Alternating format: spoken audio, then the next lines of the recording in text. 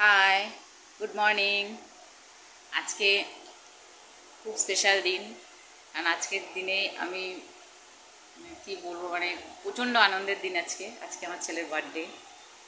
আর ছেলে এই 14 পেরিয়ে 15-তে পা দিল।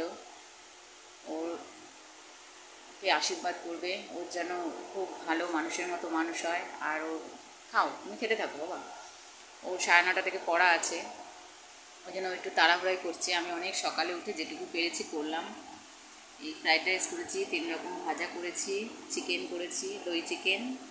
আর আমার ছেলে মুড়িঘণ্ট খুব ভালোবাসে, তাই মাছের মাথা দিয়ে মুড়িঘণ্ট করেছি। আর মিষ্টি আর চকলেটটা কাল তাতেই দিয়েছিলাম, তো খাইনি। যেহেতু ও ডায়েটে আছে, তাই ওই একটা চকলেট আর ফুটি দিয়েছি ওকে। আর সত্যি বলতে আমাদের তো এবার জন্মদিন নেই, কারণ যেহেতু আমার শ্বশুর মারা গেছেন, আমাদের তো ওষুধ।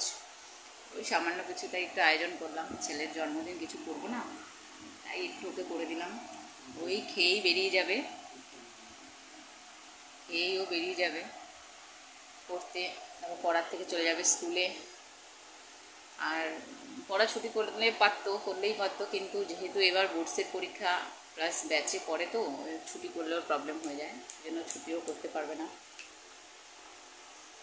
ওকে বাবা, একটু হাই বলে দাও সবাইকে।